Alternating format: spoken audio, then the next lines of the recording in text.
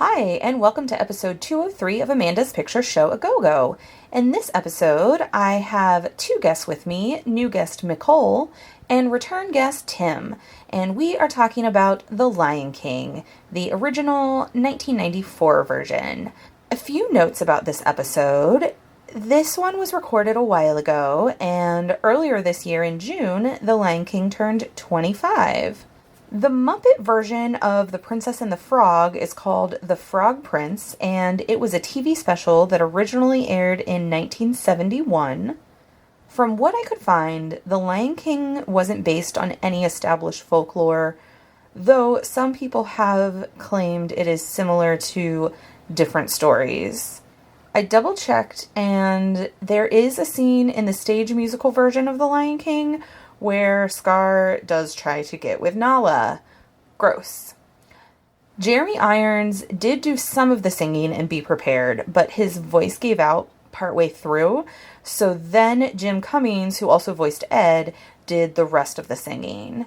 The Studio Ghibli film that Jonathan Taylor Thomas did a voice for was Pompoko, and it was directed by Isao Takahata. And Tim didn't have anything to plug when we recorded this episode, but he's now working on a podcast, and you can find that at youcannotreview.com. And I will put a link in the show notes to that website. As always, there are spoilers in this episode, and the spoilers include not just The Lion King, but also some spoilers about Kill Bill, the movie Maleficent, the Lion King stage musical, Game of Thrones Season 4, and a mild spoiler about Love Actually. I want to give a big thank you to all of my awesome listeners who have stuck with me this year. It's been a rough one with my hip surgery and some personal things that have been going on. I'm getting back into the swing of things, though, after some life-changing upheaval. And it's October now, so I'm excited for some spooky-themed episodes in the next few weeks. And make sure you check out our website, amandaagogo.com. I recently launched a new page on there by director, so you can look for your favorite director and see if we've covered any movies of theirs. So check that out, amandaagogo.com, and then also stay tuned on social media later this week because there's going to be a big podcast announcement that I'm super excited about. We are very happy to be a part of the Lady Pod Squad, a group of female and female-identifying podcasters. A couple of the podcasts involved with that I've been listening to recently, and I highly recommend, are Book of Lies, which talk about scams and things like that going on. I just listened to a Bernie Madoff episode that was really great. And Way Too Broad, which has 3 hosts, and they're all family, and they talk about pop culture and what they're into. And it's very near and dear to my heart because it reminds me of when I do Culture Pop A Go-Go with my sisters and my mom. So check out both of those. They're a lot of fun. You can find them and all of the other great podcasts involved with Lady Pod Squad by searching on Twitter and other social media for hashtag Lady Pod Squad. Well, thank you so much for downloading this episode. If you get a chance, please give us a rate and review on Apple Podcasts, iTunes, whatever podcatcher you may be using to listen. It really helps out the podcast, and I really, really appreciate it. Well, without further ado, here is The Lion King. Enjoy.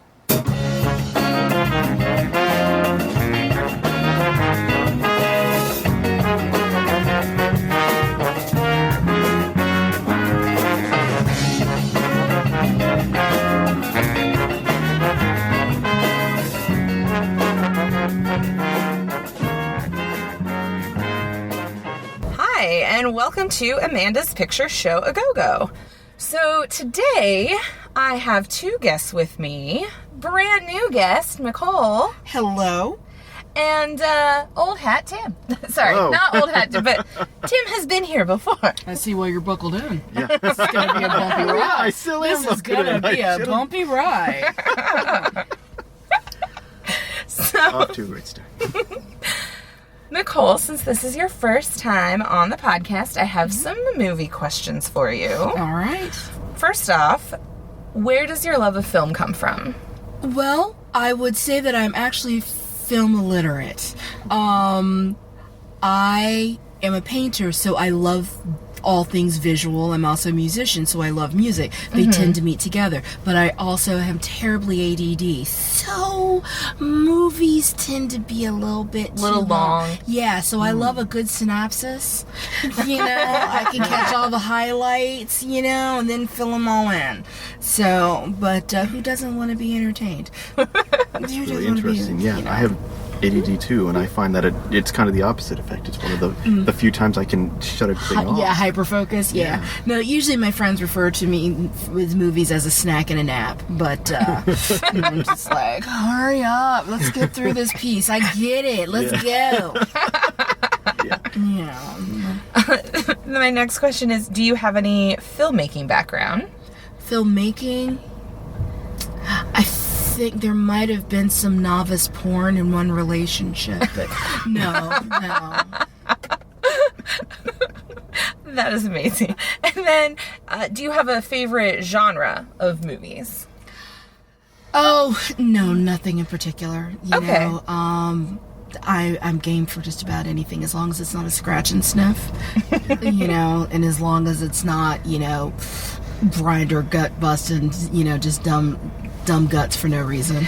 Yeah, So, I understand that. Yeah, just gore for no reason at all. Yeah. Totally. Yeah, kind of like, who's the guy that did the Kill Bill ones? What's his name? Quentin Tarantino. Yeah, him. I forget names too. Like, with him, I have to be very careful. I can go from entertained to traumatized, you know, in lightning speeds. I have to be careful. I can see that. Yeah, especially with Quentin Tarantino's films, I can see that. Yeah. Right. Yeah. Something I didn't know actually about Kill Bill was they, like in the scene where he's like fighting like the 88 assassins or whatever, they actually had to make it in black and white because like for American audiences it was too intense. I believe that. So they were like, okay, we'll have to make this black and white in order to get this out in theaters. Oh, yeah, wow. I believe that. Yeah, because that was a crazy scene right Yeah. there. I squelched many times through that one, and I loved Go-Go with her crazy flail chain, you know. Yeah. The Britney Spears goes to hell outfit. Yeah, I know Quentin Tarantino is definitely not everyone's cup of tea. Have you ever seen Jackie Brown? No, I've always meant to. I recently rewatched it when we were recording this because I guested on War Machine versus War Horse, another movie podcast, and we that was one of the movies that we talked about, and I really like that one, and I think it's underrated. I feel like people kind of forget about Jackie Brown, which they shouldn't because it's a really good movie. But if you don't like his gore side, there's like pretty much no blood in that movie at all. Which is kind of like, I had a theory that I wonder if that's part of why people Didn't see it. His core audience that's not what they were expecting. Yeah. But it's a good movie. Like, it bet it just, is. yeah. It's I mean, come on. What's her face is the star? I forget names. Pam Grier. That's the one. You know. Oh, Pam yeah. Grier. She's great. She's amazing. She's like 70 years old and still fucking rocking ridiculous. Oh, yeah. She's gorgeous. Yeah, she's wonderful in that movie. So, I would recommend, if you like aspects of Tarantino and like the talkiness and that kind of stuff. The badassery without the bloodletting. Yep. Watch Jackie Brown. I will watch Jackie Brown. Absolutely. Yes. If you can't track it down, we own like an anniversary like special edition with all the special features and Oh, stuff. nice. Yeah. Tarantino's my husband's favorite director. Okay, well, so we all right. I think own all of them except Hateful Eight because we just haven't gotten around to that one yet. All right. Yeah. Fantastic. So in a totally like opposite of Tarantino, the movie that we went and saw tonight Yes. was a re-release of The Lion King. Yes. And Nicole had never seen it before. No, I was not its target audience when it first came out. Yes, we were talking beforehand that you were like in your 20s and yeah, 20s, unmarried, no kids, still unmarried, no kids, so still not a target audience. But now, you know, at least I don't look like a crazy woman sneaking in with the kids, you know. That's true. There also, in our showing, which I was kind of surprised, there were only adults. Mm-hmm. And Yes. it was only adults, and it's not like, okay, so it was like an 8:30 showing on a Sunday, but it's summer. Yeah, Right, exactly. where they got to go. Like, yeah. the kids aren't back in yet. Yeah. Yeah, because I was like, I was expecting there to be at least a couple of families or something. I was kind of surprised that there weren't any. Well, it was kids. probably too low tech. That's a good point. Yeah, we will come back to that later on. So, what was your general impression? It was nice. You know, it really was. You know, I finally figured out where some of these songs that I know came from. Mm-hmm. So there was that. I was like, oh, I didn't know that was from this movie. And, of course, the villains are the best. Mm-hmm. And visually, it's always beautiful. But, it was Game of Thrones light. It was Game of Thrones of the Animal Kingdom. You know, minus the incest and the bloodletting. So, Yeah, you know? I'll come back to that later too. Not as many nude Yeah. scenes. You know? Or they're all nude scenes. So, yeah, all nude Because- scenes with, Yeah, but they didn't no, wear clothes. yeah, right, yeah. All well neutered nude scenes. So, it's very lovely. So, Tim, Yes. what is your background with The Lion King? Yeah. So, before we even started, you brought up the fact that it was like came out in like '94, which blew Yeah. my mind. With this movie, I actually remember it very well. I guess I want to say it was kind of like, at least in my family, it was kind of our not like everybody was all about it, but like I remember myself and my siblings being all about it. Mm-hmm. I remember even before we like went to see it, our parents had found like the soundtrack on like cassette tape and like gave it to us, and so we were already just like, whoa, whatever this is gonna be fun. And Did you see it in the theater? we saw it in the theater. Okay. And I just remember the first time seeing it. It was, I guess, one of the first films I saw that like gave me such mixed emotions. Mm-hmm. And like, not just like, you know, there are moments I was like really sad, but then moments I was like really in awe. The rainfall scene, I remember as a kid, like made me shiver, like made me like feel something I had never felt before in my life. And I was like, whoa. So like afterwards, like that was our thing.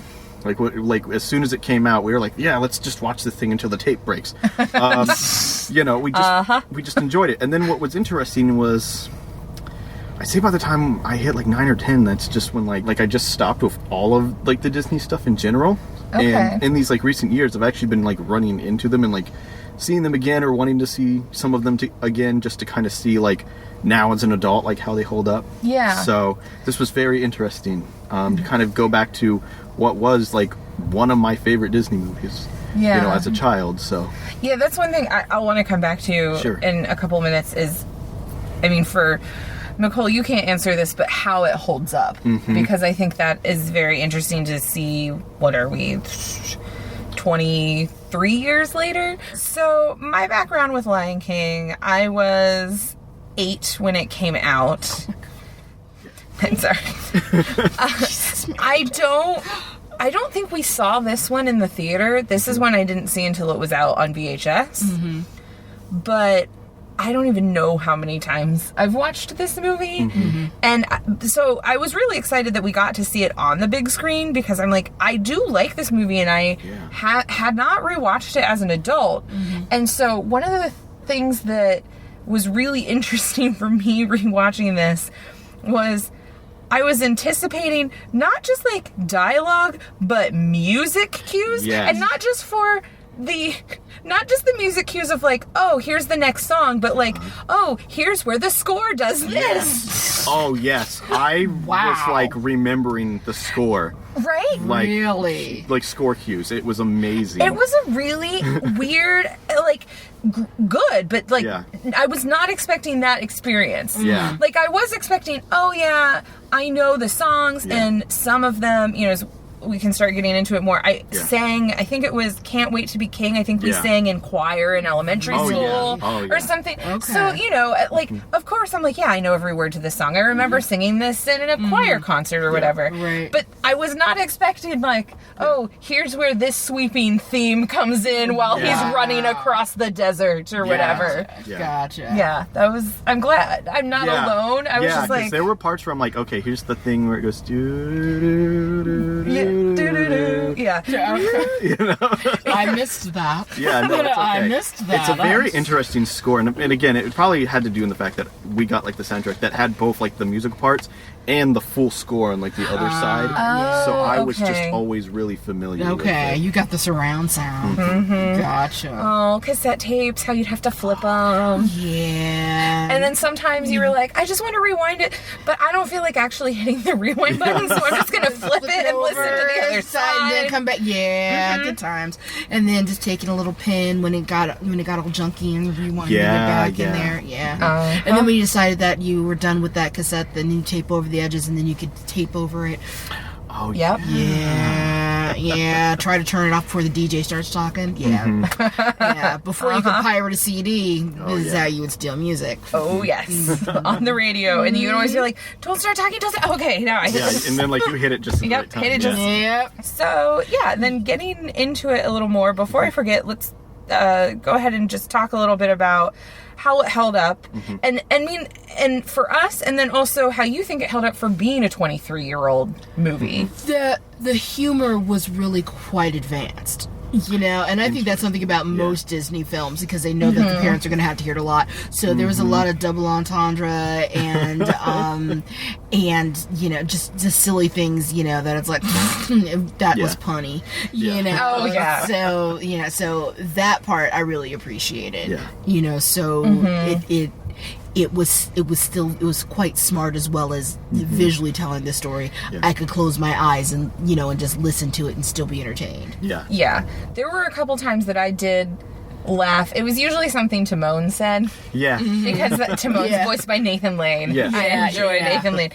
But it was like, even though I've seen it so many times, like maybe I hadn't thought of the joke in that way Yeah. before. Yeah, from the it's adult smart- yeah, perspective. it is Like smart.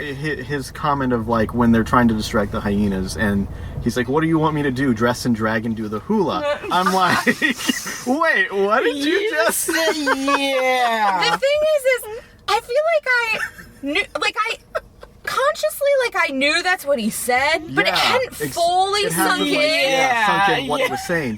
I just remember remember as a kid, like he said something about doing hula, and then he's Right. doing it. And I'm like, Dress up, oh, okay. dress up and do Yeah. hula. Who's a big pig? Yeah. You can be a big pig too. Yeah. Oh my God. I can remember like being on the school bus and everybody would just start singing the "Oh, are you waking? Yup, yup, yup." For some bacon. Yup, yup, yup. Yeah. Oh my god. He's a big pig. Yep, yep. You can be a big pig too. Oi. And people would do like the dance. Yeah. Why this is ingrained in me, I don't exactly know, but Why it's there. ingrained in so many children. we Yeah, don't know. again, here we're experiencing what is called the generation gap. Yeah. No idea that this stuff was going on because if it had been me, I so would have been leading it. Yeah. Okay, I so would have been leading the whole bus sing along. Like, at least for my like thing, like the joke that seems like a lot of kids that I was around like took it away from was like Pumbaa not in front of the kids.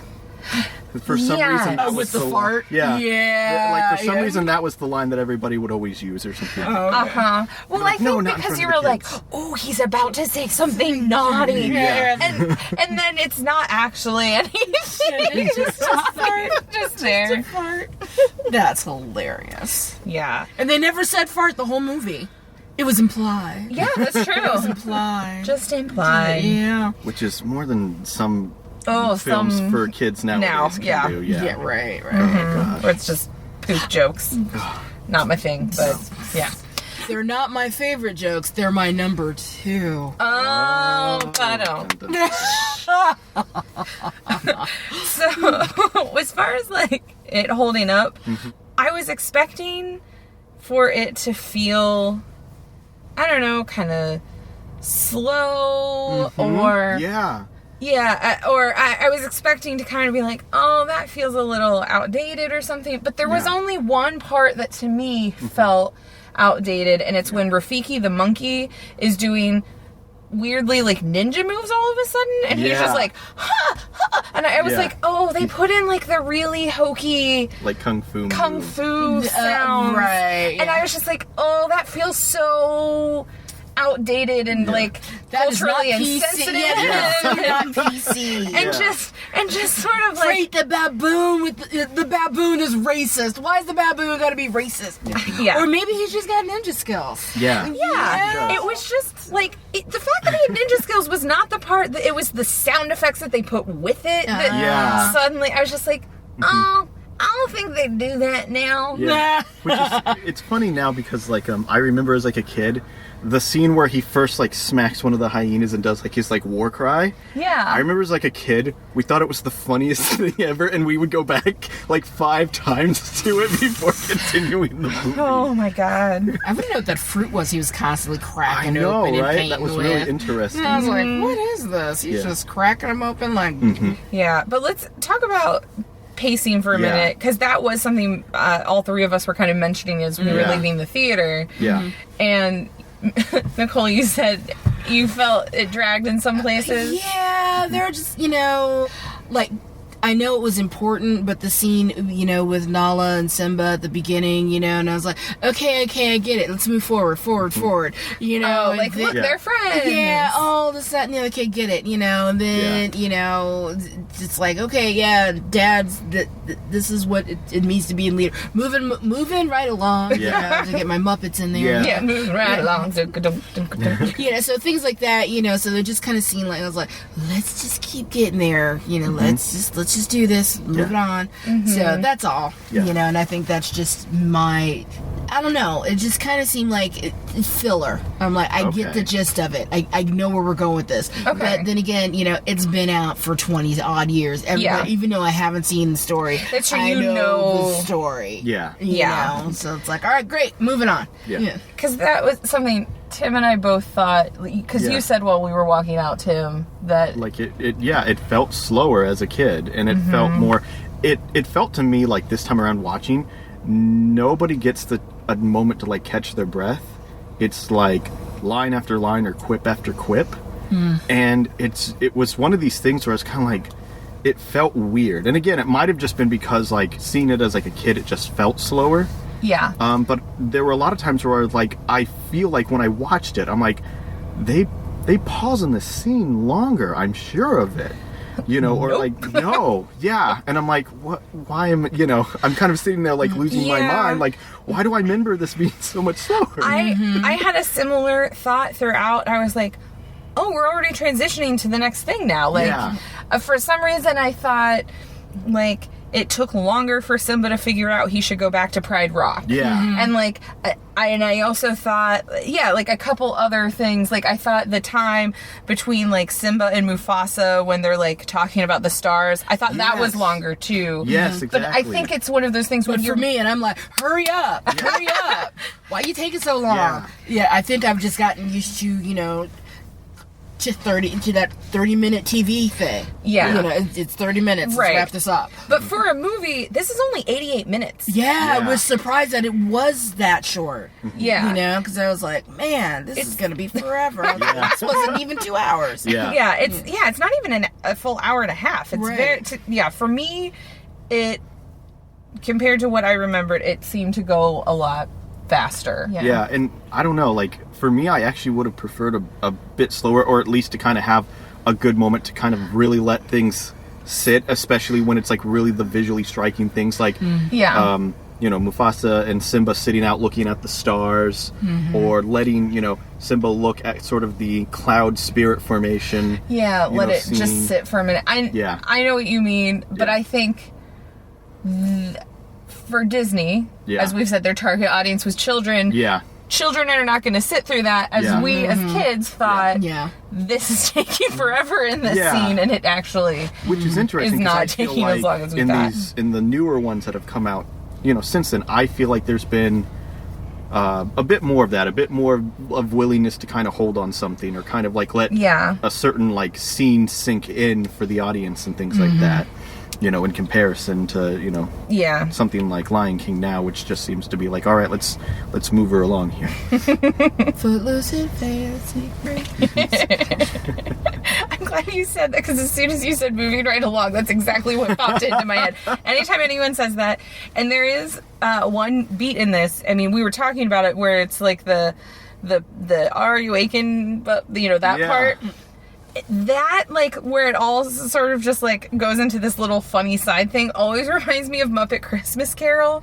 And when they're like, this is the island in the sun, woo, woo, when they're, like, cold. Yeah. I don't know. It just has the same sort of, like, comedic beat there to me. Like, I don't know why, but instantly I was like... Because it works. It's August, and I was like... I really want to watch Muppet Christmas Carol now. There you go. So, I did want to talk about the animation, because you brought up, without, not as many kids, you brought up, Nicole, like, it's not as fancy with, like, the animation. It's not 3D. It's not computer animated. Yeah. So there was something about that to me, as a professional artist, I found really quite beautiful. Yes.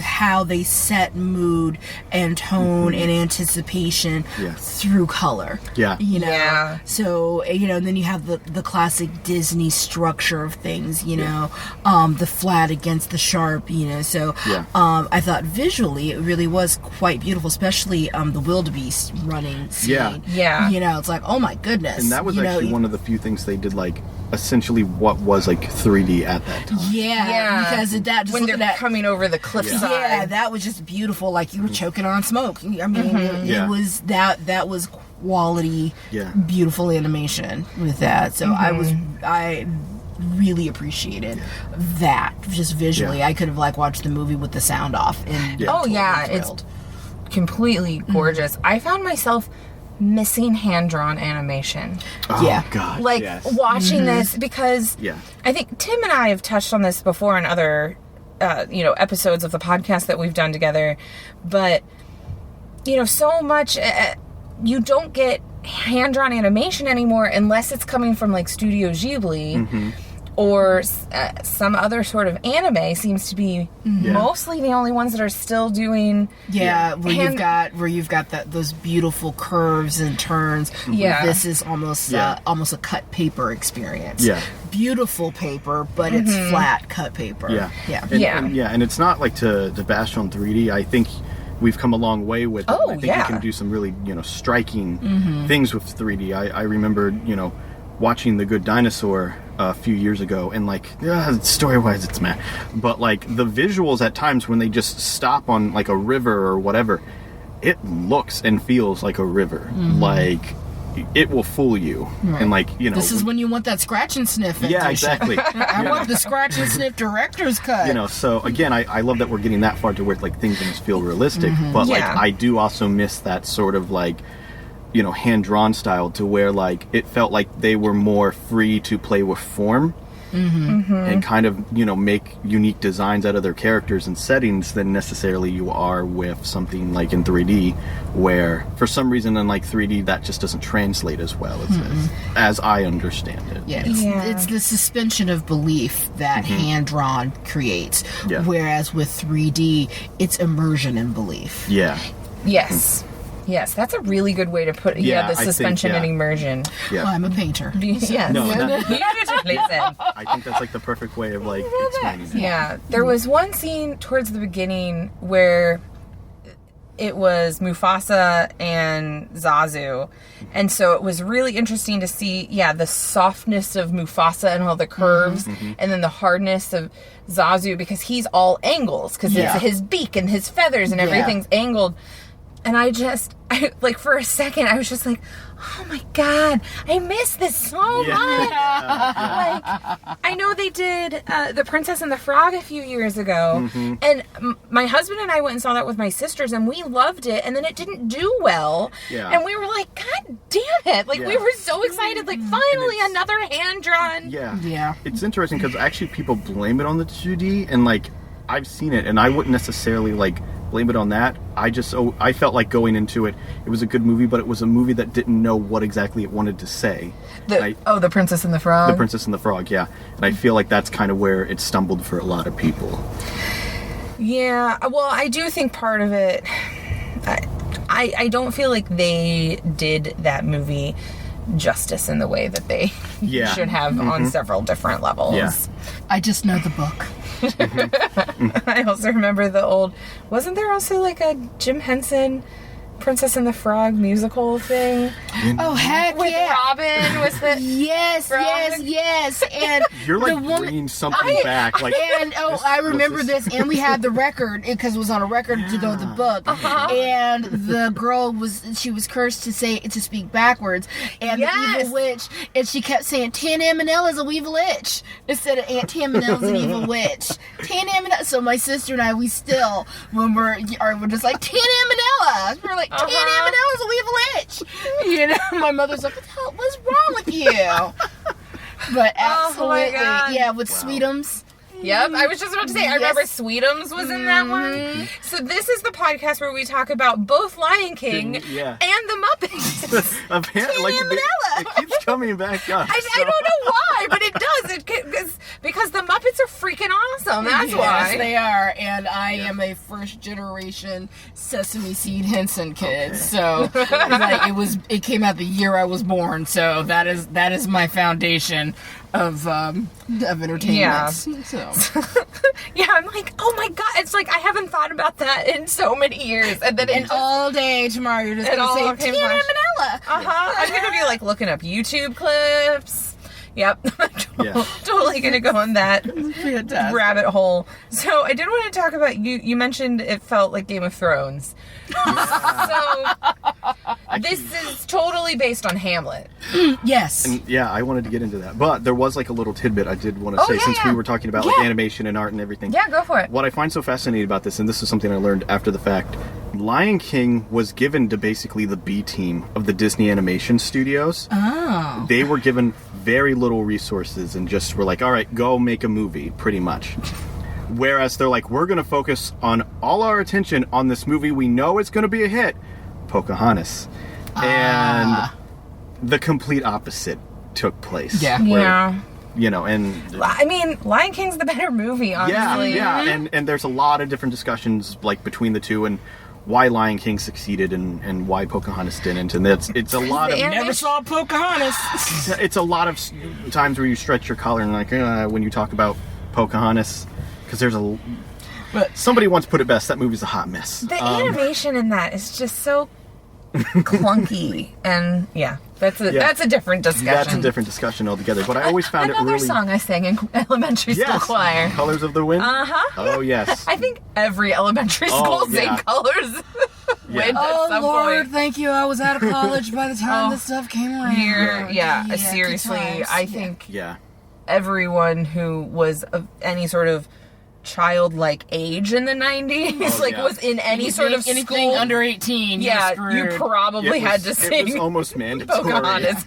It was almost mandatory to do Disney. Every in our, like, Celine Dion, groups. Peebo, Bryson. Oh Lord. Yeah, sorry, kids. Sorry, Tim, go ahead. No, again, I just always found that really fascinating, that like what they essentially put as a side project just to say, okay, we're going to pump a movie out during the summer, and they didn't expect to do well, turned out to be like, at that time, like one of their biggest money makers. And it's because everybody likes cats. Yeah. Look at the internet. Everybody's on there watching cat videos. Yeah. There it is. But definitely this is a Hamlet story. Definitely this is a Game of Thrones kind of thing. You know, there's, I mean, minus the incest, the drinking, and the zombies. No dragons. And that's definitely a Game of Thrones That's thing. really interesting, because that was one that like a few years ago I was listening to a discussion about stuff like that, like is Lion King Hamlet and things like that. And what's interesting is like it seems like Lion King is more than just Hamlet in a sense. Because I had to go find like the 3 different sources. So there's like the Hamlet element of the hero who sees a vision of his father being like, avenge me. There's a very big controversy where people feel like a lot of the characters and stuff were stolen from a Japanese comic and animated cartoon called Kimba the White Lion. Yeah, a lot of characters look very similar, and there's very similar incidents, like Kimba seeing like a vision of one of his parents in the clouds, like telling him, you know, he has to protect the jungle and things like that. But I thought what was most interesting is that I guess this is kind of loosely based on an actual like folklore. To quote Picasso, good artists copy, great artists steal. Yes. So, you know, there you go. Yeah, it's called like the King of Mali or something. Yeah, like the King of Mali or the Lion King of Mali. The story of it is about a prince who is basically thrown out of his kingdom by, I believe it was like his aunt, and he returns as an adult to reclaim his kingdom from like her and like an evil like demon or something like that. Well, that kind of almost sounds like Oedipus. Yeah, and so like, and it's basically about like the founding of Mali, as I understood it. And again, this was years ago, and I was trying to like find as much information as I could within like the 5 minutes before we start. I just want to. Okay, so this is on Wikipedia, but this one is sourced to the Lion King Platinum Edition, Disc 2. Okay. It says, The Lion King was the first Disney animated feature to be an original story rather than be based on an already existing work. The filmmakers have said that the story of The Lion King was inspired by the lives of Joseph and Moses from the Bible and William Shakespeare's Hamlet. Okay. Oh, wow. Wow. They're just making stuff up. I do not get Moses. Nope. I can see it. I didn't see Simba in a basket. Yeah, no. I get that as far as like Simba, as like the character of Simba being thrown out of his place of origin and being told through like a sort of mystic vision he must saves return. his people, but like, you know, he saves the other lions, but that's also like, I don't know, half of storytelling. Yeah, I'm like, that's you, just the human experience of storytelling. You are protecting your own. Like, that's not a deep stretch. Yeah. But yeah, that was kind of the thing I always found really interesting, is everybody always fights about, like, what is the source of the Lion King in a sense. And at a time, human experience in cat suits. Yeah, that's all.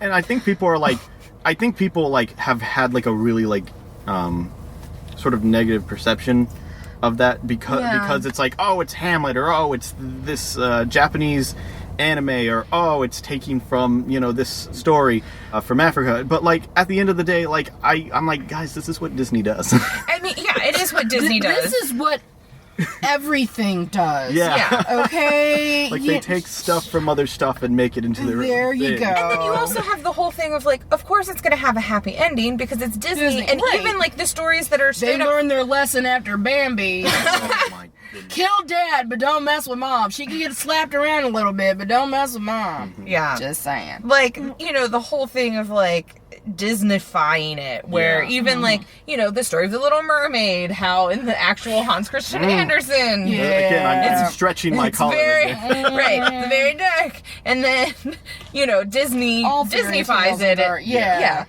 and makes it happy, you know, that kind of stuff, and so I'm like, getting me started on the last time I went to see a movie. It was Maleficent. Oh. And I was like, is anybody not going to talk about this rape scene? And they're like, McCall. And I'm like, it's clear to me. I'm just saying. Oh my God. People who discuss that. And I was like, and then he kept her wings as a trophy. He's clearly a serial killer. So, that movie. So I brought that down. My bad. No. Because that brings up something I did. It's not rape, but there's it's not rape. It's just unwanted. It's aggressive fondling. It's not rape. There's totally a lion sex scene in this movie. Oh, God. Oh, okay. yeah, with You the didn't two of go, them, yeah, okay. yeah. You did I not go thought the I route was- I thought you were going to. When they both went heavy-lidded, I was like, oh, they're getting their purr on. There's like that shot of Nala in the with grill with the in- bedroom. Yeah, in the Right. grass, and then she like tilts her head down and her Right, eyes. you know, she starts to purr, he starts to growl, they're getting it on. Well, and it goes from that, and then it cuts away to like Timon and Pumbaa for a minute. And then you're just like, oh my God, Disney Well, if just... they don't fall in love tonight, and I'm like, they're getting it on. It's like the classic, like, 1950s, like, Yeah. oh, they've looked at each other. Now we're going to cut away over here. There it is, yes. And now look, now they're talking afterwards. Oh, right. They're going to have twin a fight. beds. It's twin beds. You know. Oh my God. Yeah. Yeah. good times. There's totally a lion sex scene. And I've seen the stage musical of this. Okay, yeah, okay. Well, I'm assuming you have not seen the No, I stage have musical. not. I Either have one of not. you. Okay. I keep trying, and every year I miss it. It's a very interesting, like, the performance art thing to see. And especially the costuming is amazing. Mm-hmm. And I was talking to my friend Brittany, who's been on the podcast, and Tim and I are both friends with her. We were talking about this the other night and how the costumes are so great in The Lion King, like stage musical, but I actually preferred seeing them in an art installation at the Wexner Center versus seeing them in the musical, because I mean, it is interesting how they move things around. It's very artistic, but I feel like there's something lost in the storytelling because it is humans in costumes instead of It's not kabuki. So it's kind of like, you can have too many things to distract. It's like, it's like, how many ways am I supposed to pay attention? Yeah, like I enjoyed it, but I don't know that I'd ever pay to see it again. And during the Can You Feel the Love Tonight, there's only like so much you can do with that scene, like on stage. Before it becomes a peep show. Yeah, and so what did they do? Oh, they have insects from the jungle doing interpretive dancing that's totally like the insects are getting it on the stage. And I saw it in high school with like my best friend Vicky with my parents, and both of us were just like, what is happening right now? Because like Birds and bees do it. Yeah, it was really awkward. And also like my sister Faith at that point was like, I don't know, 6 or 7 or something, because she's like 10 years younger than me. And we were just like, she's like, what are they doing? And we're just like, oh my God, this is like, you know, you have the implied lion sex in the movie, but then you have interpretive dancing insects that are totally getting it on the stage musical. And I was just like, I mean, I saw this like 15 years ago, and it still has, I can picture it in my brain. You still seem a little awkward and blushy.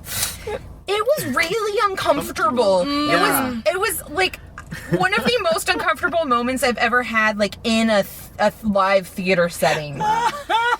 Yeah, like I know. I feel like anytime I mention it, I instantly like You're just cringing. I'm cringing. It was so uncomfortable. Well, nobody likes watching their first porn with their parents. And there it is. And especially when you're like, oh, I'm going to see a Disney musical. And because I had seen with my friend Vicky and her parents, we had gone to see the Beauty and the Beast one, and there was nothing wrong with that one. I mean, it's all about bestiality. I mean, she's doing it with but that's another podcast. That's another discussion. Yeah, that's another podcast. That didn't go the route I thought. Where did you think I was going to go? I haven't seen it myself, but supposedly there was a deleted scene where basically, like, Scar basically hits on Nala a bunch.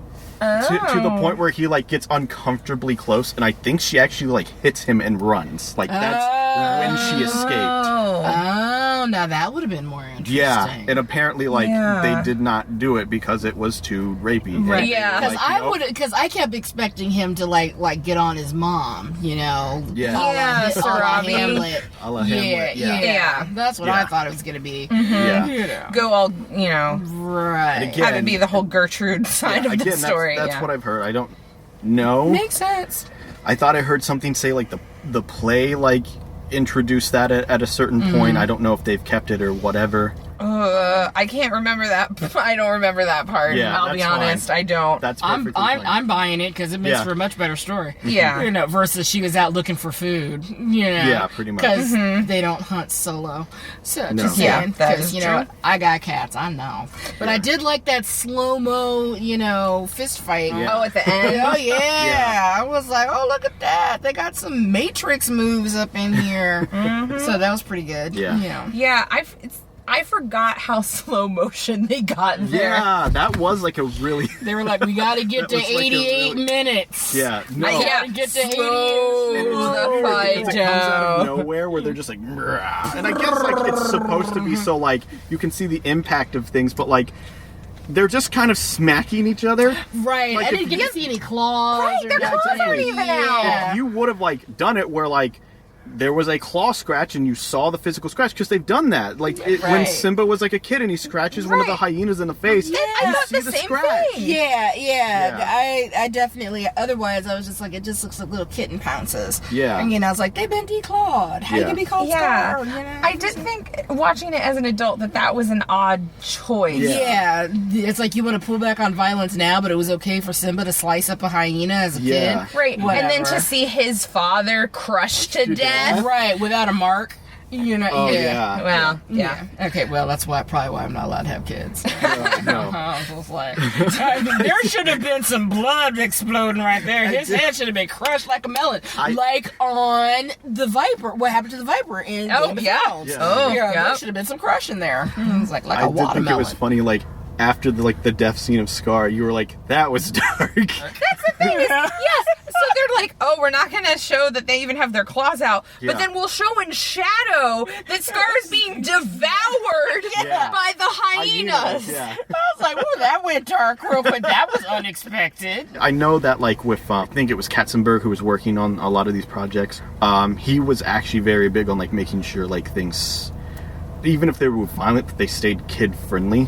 In a sense, that was kind of one of his like determinations. Kids are the most violent assholes on the Yeah, planet. yeah. Really? Yeah. You know, between boogers, blood, and poop, those are their top three. Yeah. So That's again, why I it's- have cats. so I don't know if that was like a direct influence of like why like certain scenes claws happened and they didn't, but that's Yeah. just kind of a theory I would kind of say. It might have been, Jeffrey Yeah. Katzenberg's. Or just maybe the influence. Disney execs in general looked at it and said, this is getting a little violent. You guys need to fix this and that. You know? Clearly, they've never met cats. I'm covered in scratches, and they actually like me. Talking about cats, I did want to mention, I think they do a really good job animating to where they're believable Yeah. large cats. Yeah. Like when Simba, Mufasa's like, Zazu, take Nala home. I need to talk to my son. And when he hunches down and his little ears go back. Yeah, I was like, you've been busted playing in the toilet, haven't you? I saw like there was like some, you know how like Disney would like preview their other movies like before they came out or Yeah. whatever on like VHSs and stuff. I know before The Lion King that they did do clips of it, and they both sent like lead animators to Africa to like study the animals. Yeah. And I guess they brought in a lot of big cats to For like the them to studios draw. for them to draw and I was study. going to bring that up because I remember watching that Yeah. special feature on Yeah. a VHS at some point. Yeah. They went to Africa and they went to a specific nature preserve to watch lions like in the wild and stuff. Versus the zoo. Yeah, versus the zoo. Which is basically just like hanging out with your cat. They still kept him on like chains and stuff like that. Like they had to be careful. Well, because they'll eat you. But I thought like there was like a whole thing where like they brought in like lion cubs and kind of let them roam free, and like the staff could like pet them and things like that. Which I would still be like, if somebody like Yes. brought me like a small lion, I'm still just like, that's I'm okay, thinking man. now that's still a bad plan. Okay, so they went to Hell's Gate National Park in Kenya Okay. to study and gain an appreciation of the environment for the film.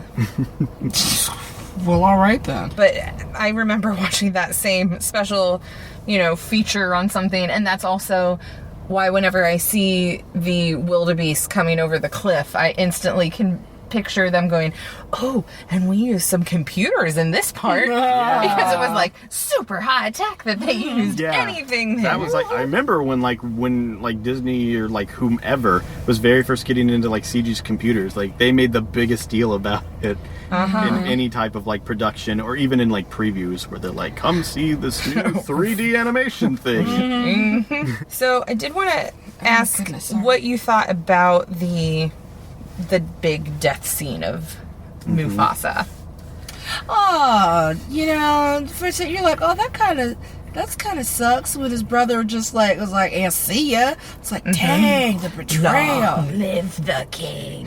Dang, Can I just y'all. say, if there's ever like a theater version of this that isn't Lion King on Broadway, I would so do Scar because I just feel like I could do those lines so well. You guys are really impressive. And it's really funny how like his lines were like a lot of the ones that I remember, and I'm like, well, he was the best. He was the best character. Yeah. You know, the villains always are.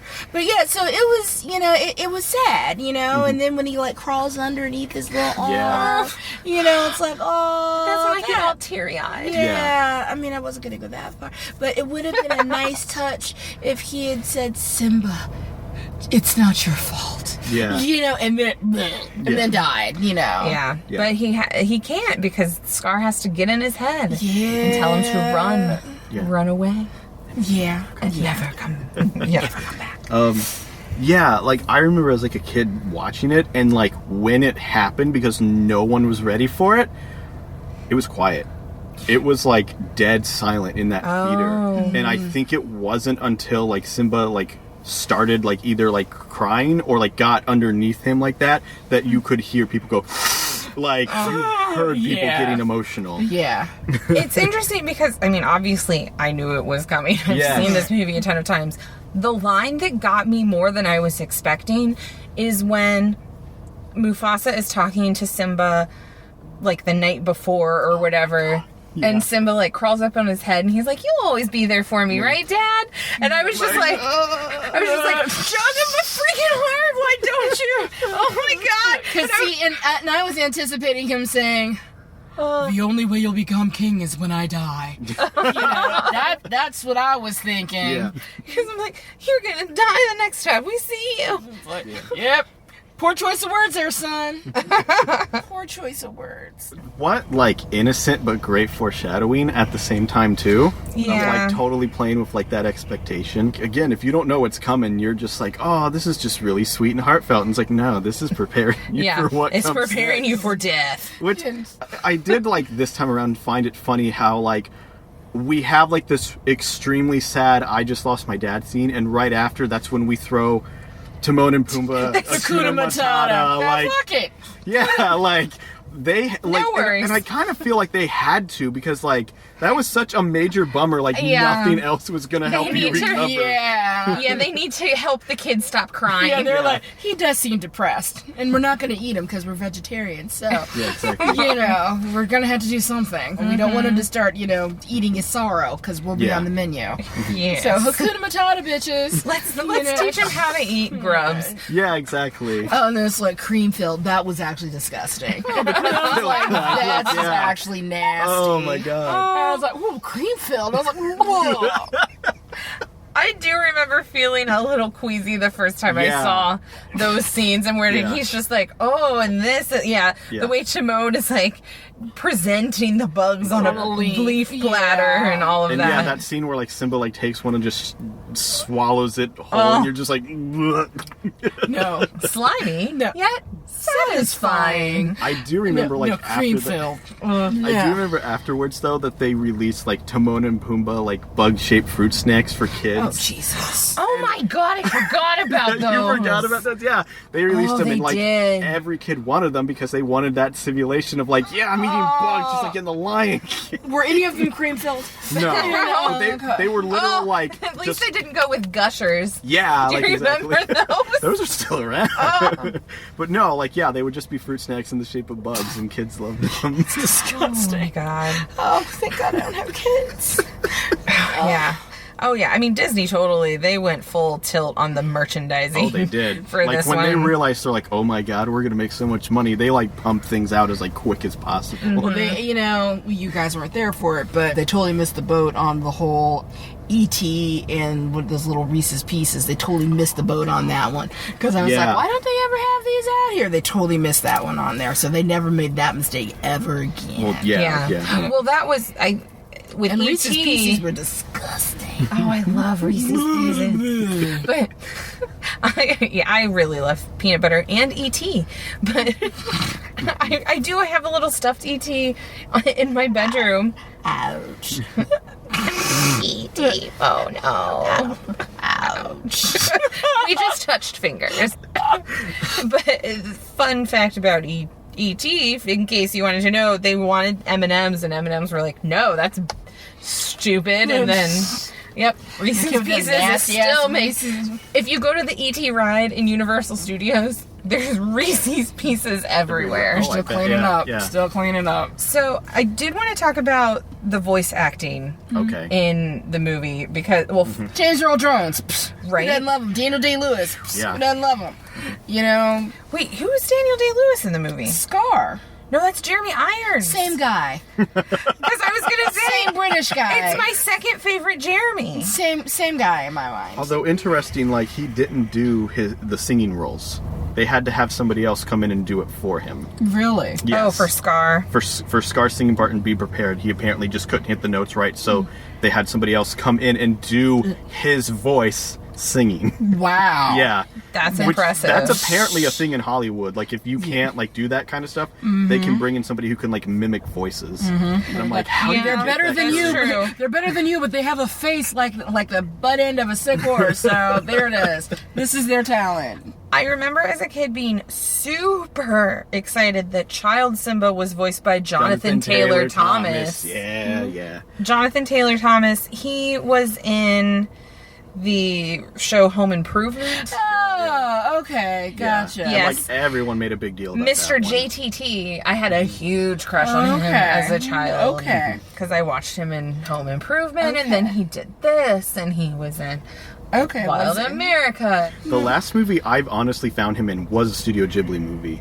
but it's like not a Miyazaki one. It's the other director whose name I always forget because I'm horrible about that. But he's in it, and it's actually another animal movie. It's about He's found his Japanese niche. raccoons. Well, he's found a niche. Yeah, exactly. There you go. Do animals. It works, Yeah. man.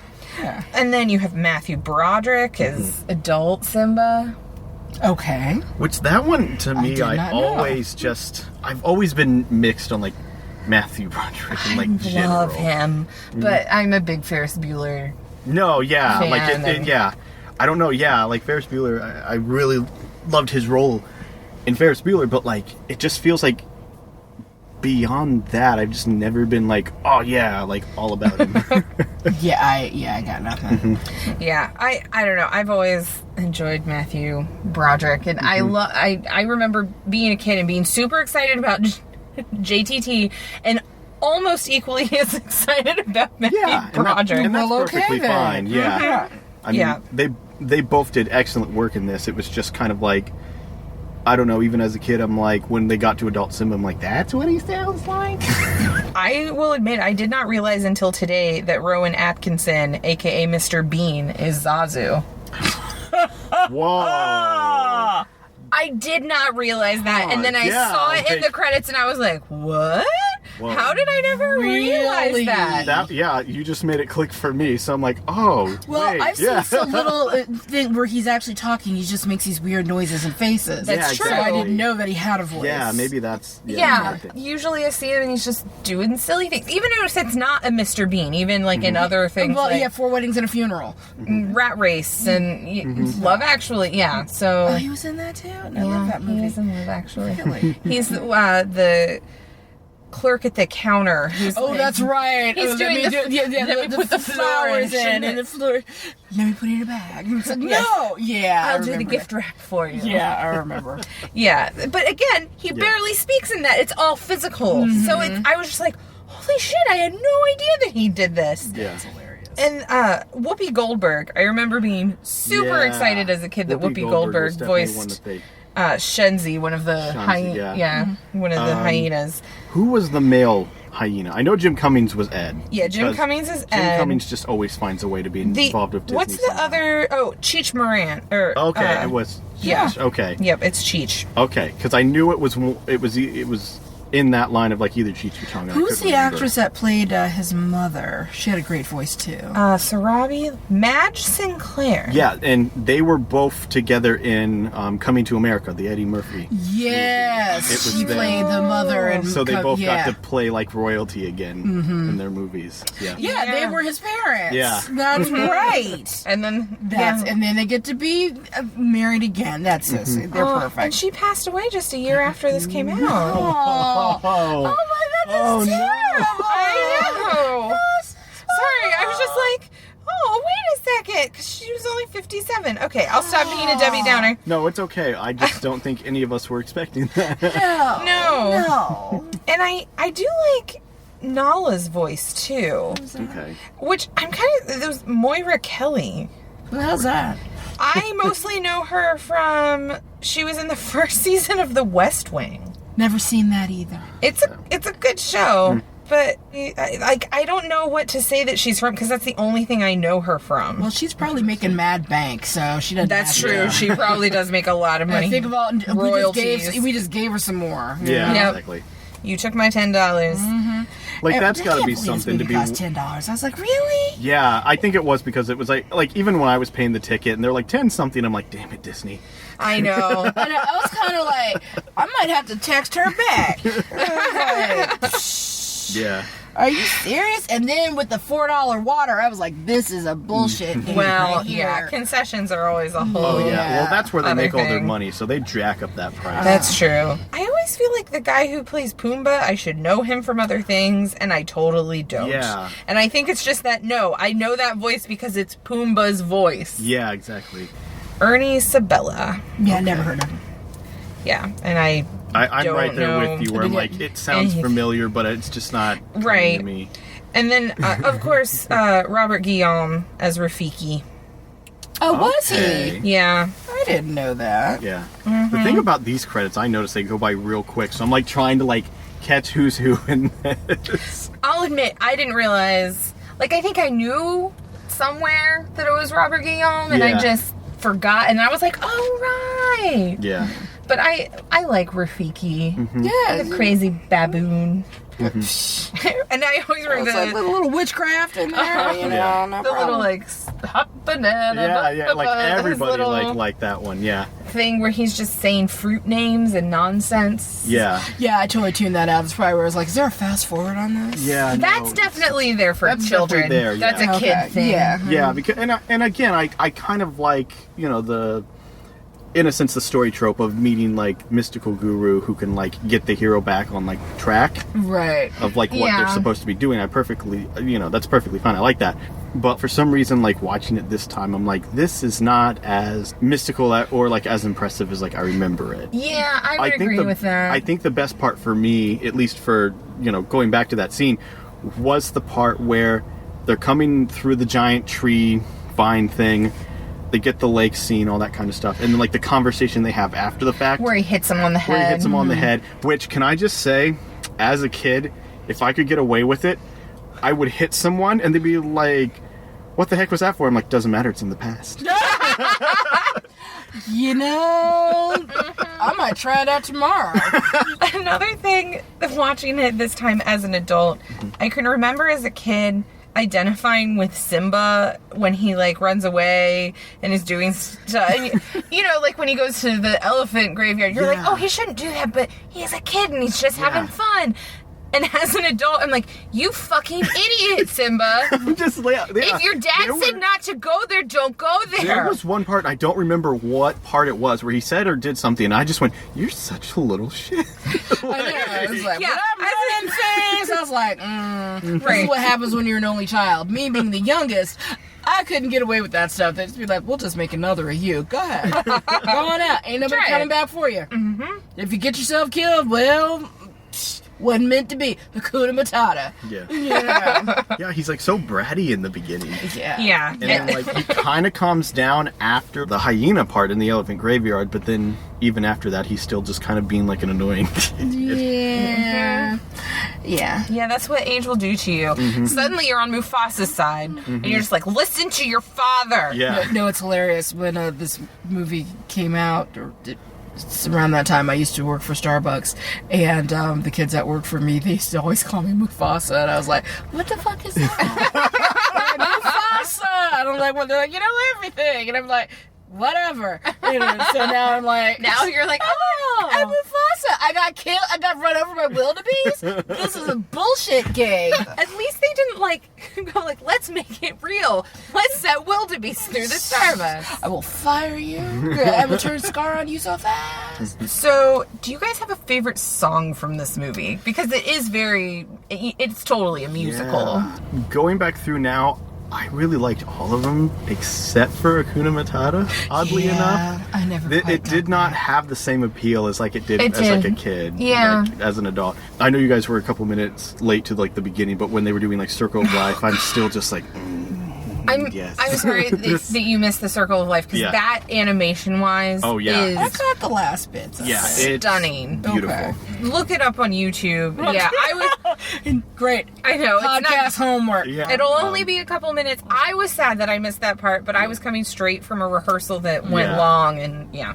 I guess, like I said, Hakuna Matata, all the upbeat stuff actually didn't do it for me. Okay. So, of course, there's the whole, can you feel the love tonight thing, from the radio.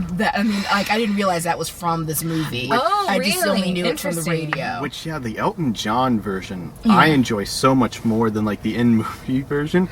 Interesting. And what's funny is like when I was listening to I it like the during Elton the John. credits, it brought back a memory of like I used to like go to sleep like listening to the Lion King soundtrack, and I want to say like when I kind of for the first time and like that moment afterwards, whenever that one would come on, I would get really emotional and like potentially cry, and I never understood why.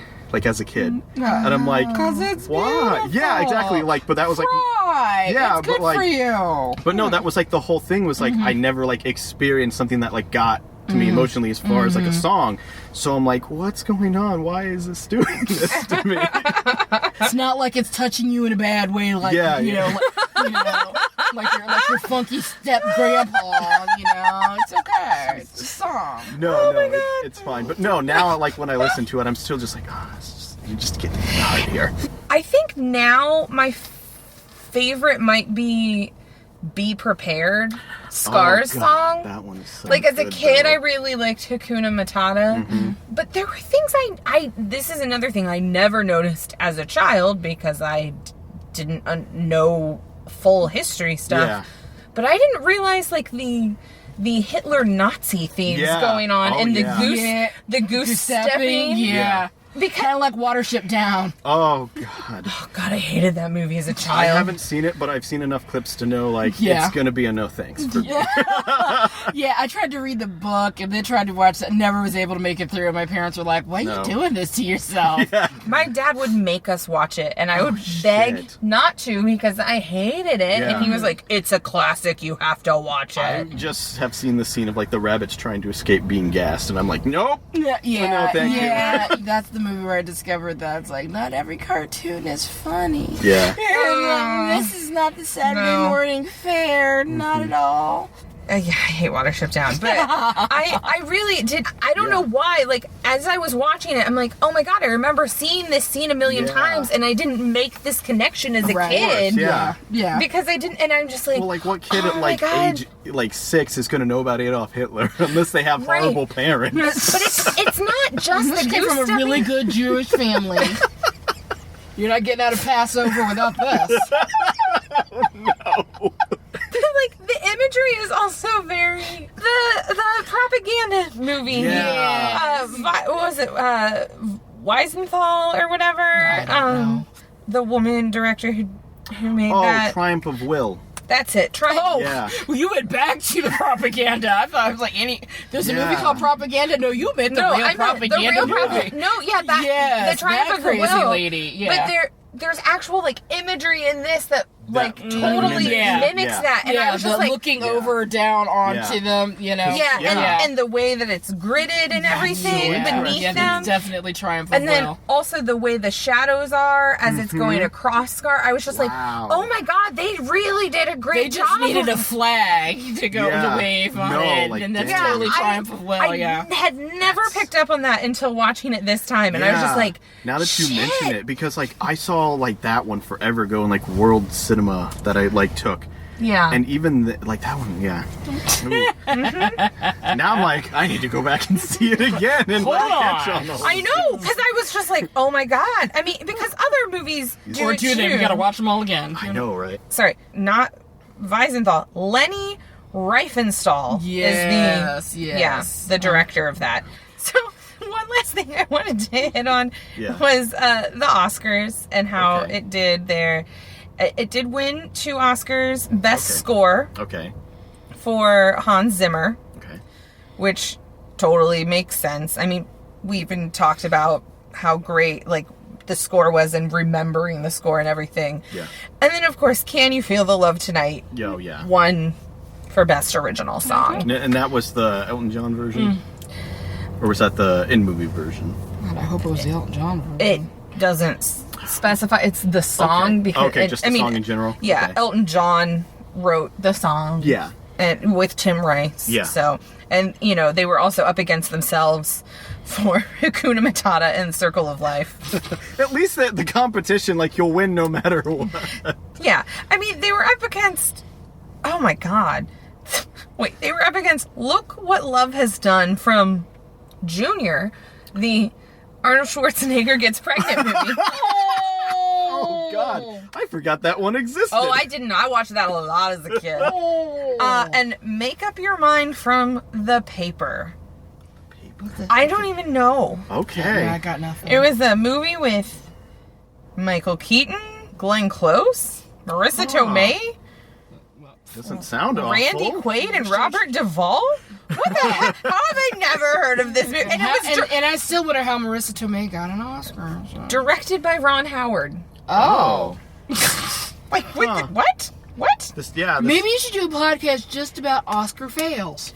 I you don't remember that were up for Oscars. I was much too obsessed with like The Lion King and Forrest Gump that year. Well, is there anything else about Lion King that you want to bring up before we? There was one, and granted, it was just kind of like during like just my in general like looking things up about like things like that, and there's like, what is it, like these 2 small things like I've encountered and like I don't know how to feel about it, but like go ahead and cry. I should. There's something about like I guess like one person like put it as like the queering of like the characters of like Scar / Timon and Pumbaa, where they're like Scar is like kind of like overly effeminate kind of thing, and I'm like, what are they talking about? But then like as I'm he was British. Yeah, that's just but then British. like I was watching it and he did things like when he would talk, he would like curl his like pinky and like be kind of like really like no, that's just like being like on Frasier. I suppose I just thought he was British. Yeah, and but then like other people were like bringing up like how like 2 like male characters were like raising a child like on their own and things like that, and like again I was like trying to like get into this headspace of like trying to understand where like whoever this was like trying to like go with this, but like I'm still just like you know, not everything just because it's the same gender is gay. Yeah, exactly. You know, it's just not. Yeah, but that's it was like this really weird thing, and I was like, I wonder like what everybody else would. Because I had the thought when Timon and Pumbaa show up in the Pride Lands, like, if you're gonna go fight your uncle, we're here with you, and I thought, this is actually a really good way to show friends. Yeah, exactly. And that's how I always took it, was like Timon and Pumbaa were 2 rejects who were like, hey, society doesn't like us, you know, we'll be friends and everything will be okay. Because if you end up being a friend of Simba's and you're the opposite gender, at some point he's gonna feel the love tonight and stick it to you. So this way you took that off the table. I mean, they talk about being outcasts, so I guess you could say in 94 if they're gay, they're outcast, but no. I just feel like that's a bit of a stretch. I think somebody's like looking at like Timon's actor and like assuming a little too much. Because Nathan Lane is gay, therefore Timon must. Halo much. Yeah, Halo effect much. Yeah, like again, it didn't really make a lot of sense of what they were like arguing, and I was just like, okay, yeah, whatever. I guess to me it's like, well, if they are, they're okay. Not a big deal. Yeah, yeah, because I don't know. I just always thought Scar was British. Yeah, exactly. That's how I always took it. And it's just like, nah, like, you're reading too deep into this. Part of, like, the way he moves is he's supposed to be sort of slinky and like villainy. Right, like villainy, and he's not supposed to look or move like the other lions. Yeah, exactly. Right. And, like, you go back and you look at all the villains, they have kind of, like, some type of style. As a cat. Yeah, Jafar. Yeah, it's like, all has, the like, same sort of whole, angles and curves and everything. And, like, you know, someone like Ursula, she kind of did her own thing with like she kind of had a similar kind of like slink and slide. Yeah, and kind of she things does like the that. same sort of slink around. Yeah, so again, I just think somebody's like mistaking villainy for weirdness. I don't know. It was the weirdest thing. That's more of a comment on them. Yeah, honestly, that's a comment about them. They're starting to sound like my father.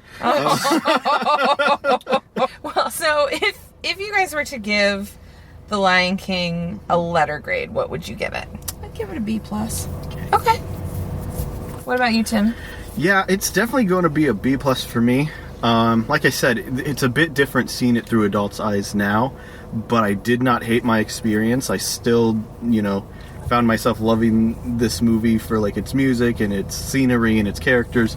So it's still good. And it's actually like, now I'm like, okay, you know, if I had a good experience with this, maybe I should go back and see like other ones too and go from there. You need to get yourself some Fantasia if you really want to call exactly. That sounds like it's going to have to be the next thing is Fantasia. We will be planning that one. Okay. So what grade would you give it? Yeah, I would give The Lion King, I think I'm going to do A-. Because I do think, for me, just like the animation is great on a curve there. So wonderful. Yeah. But I do think it has faults, and you know, I don't think it's perfect, but I do think that it's still a really great example of like amazing Disney animation from that time period. Yeah. And for the B team. Yeah. Yeah, for the B team, that's pretty damn good. Mm-hmm. All right. And it does still like get me teary-eyed and like welled up at times. So you can feel the love tonight. Mm-hmm. I totally can. That's beautiful. Yeah. Well, is there anything you guys would like to plug? I don't do porn anymore, so so no. No. Okay, no. I got nothing to plug. Nothing's leaking. Nothing's falling out. I'm good. Solid. Thanks for having me. What about you, Tim? Anything you got to plug?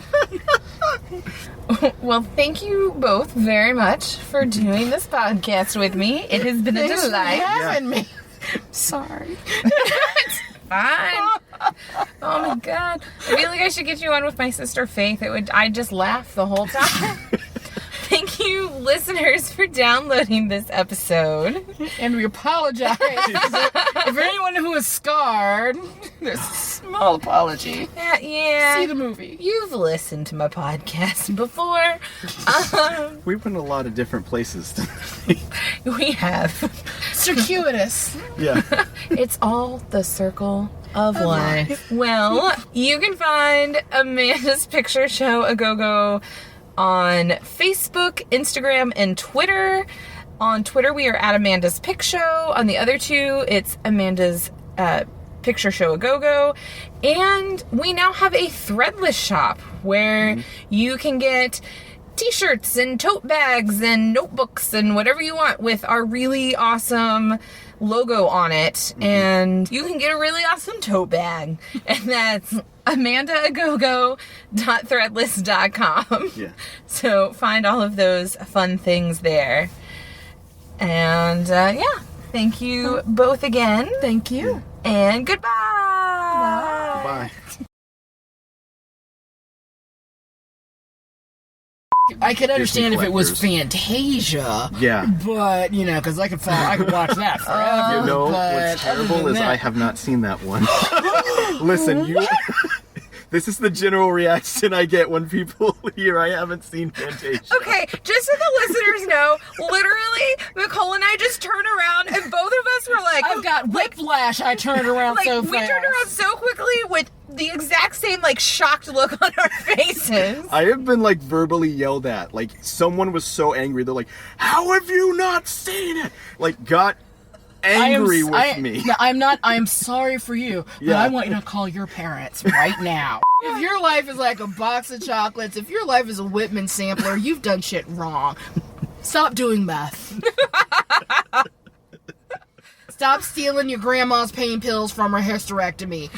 Your life is like a box of Whitman samplers at CVS.